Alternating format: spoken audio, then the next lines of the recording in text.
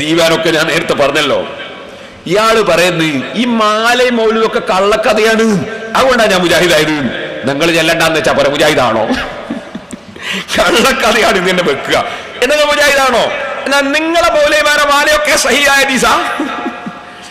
ഞാൻ ചെല്ലൊരു മാല, മൗലവിന്റെ മാല സഹിയായ ഹദീസ് കൊണ്ട് തെളിയിക്കണേ മൗലവി. സ്വർഗത്തിലേക്കു കോതിച്ച ചേതന വേദന ശാന്തിതൻ സായോജ്യമാകുവാൻ മൗലവിന്റെ മാലയ പ്രസിദ്ധീകരിച്ചല്ലേ അൽ ഇസ്ലാഹിലി. എന്താപ്പോ ഉമർ മൗലവി സ്വർഗത്തിലേക്ക് കുതിക്കുന്നു, മറ്റുള്ള മൗലവിമാരൊക്കെ വീഡിയോ ക്യാമറ എടുത്തിങ്ങനെ നിൽക്കുന്നു ഉമർ മൗലവിന്റെ കുതിക്കൽ കാണാൻ. സഹിയായ ഹദീസിലുണ്ടോ മൗലവി? ഖുർആനിലായിരിക്കുള്ളത് അല്ലേ? സ്വർഗത്തിലേക്കു കോതിച്ച് ചേതന. എന്നിട്ട് ഇതിൽ എന്താ പറയുന്നത്? ഉമർ മൗലവി മരിച്ചത് കൊണ്ട് കേരളത്തിലുള്ള എല്ലാവർക്കും അറിയാണ്ട് പോലും ഭയങ്കരം തന്നെ. കണ്ണുനീരൊട്ടിയിട്ടൊട്ടാകെ പുല്ല് പൊടിച്ചു പോയി, പുല്ല് മുളച്ചു പോയി.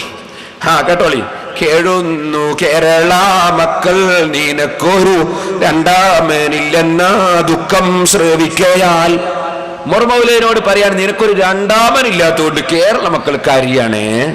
കാരണം അയാളെ പോലെ ആയത്തിന്റെ അർത്ഥം കക്കാൻ പറ്റുന്ന വേറൊരു മൗലവിനെ കിട്ടണ്ടേ. പിന്നെ പറയുന്നത് എന്താണ്?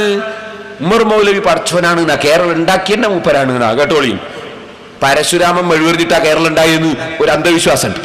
അതിന് ഇതിൽ പറയാണ് അങ്ങനെയൊന്നല്ല, ഉമർ മൗലവി ഉണ്ടാക്കിയാണ്. പരശുരാമന്റേതു കഥയെങ്കിൽ ദക്ഷിണ കേരളം നിന്റേതു മാത്രമല്ലേ ഗുരോ.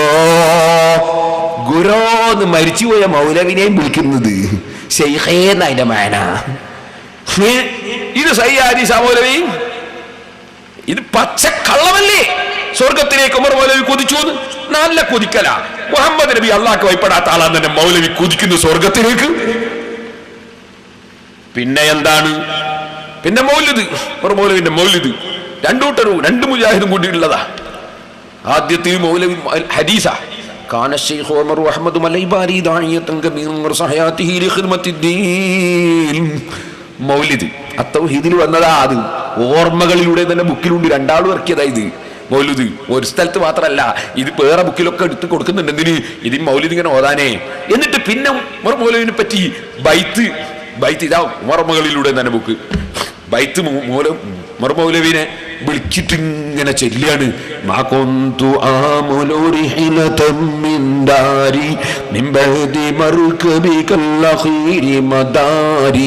മൗലായ ചൊല്ലണ്ട. എന്നിട്ട് പിന്നെ ഉമർ മൗലവിനെ വിളിച്ചിട്ട് ഉമർ മൗലവിനോട് പിന്നെ ഇങ്ങനെ പറയാണ്. എന്താ പറയുന്നത്? ഉമർ മൗലവി ഇബ്രാഹിം നബിനെ പോലത്തെ ആളാണ്. ചുരുങ്ങിയ ആളൊന്നല്ലോ, ഒലുഹിയ്യ തർക്കണ്ടീരും ചിലപ്പോ മൂപ്പര വകയില്. കേട്ടോളി. അസ്ലംത ലിർറഹ്മാനി മിസ്ല ഖലീലിഹി ലിതകൂന ഫീനാ ഉമ്മത്തൽ അഹ്റാരി. മിസ്ല ഖലീലിഹി, അല്ലാഹുവിന്റെ ഖലീലായ ഇബ്രാഹിം നബിനെ പോലത്തെ ആളാണ് നിങ്ങൾ. പിന്നെ പറയുന്നത്, പിന്നെ മൗലവിനെ വിളിച്ചിട്ട് പിന്നെ ദുആയ യമന്നലുദു ബിഹി മിനൽ അഹ്വാലി മുതവറിഅൻ നദ്നു മിനൽ ഖഖാരി. ഖഖാറായ പടച്ചവനിലേക്ക് അടുക്കാൻ ഞാൻ അഭയം തേടുന്ന മൗലവി സാഹിബേന. പിന്നെ മൗലവിനെ വിളിച്ച് പ്രാർത്ഥനയാണ്. എന്റെ പിന്നെ മൗലവിനോട്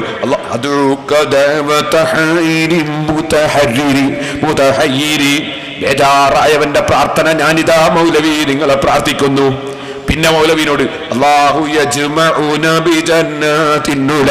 മൗലവി നിങ്ങൾ നമ്മളെയുള്ള സ്വർഗത്തിൽ ഒരുമിച്ച് കൂട്ടട്ടെ.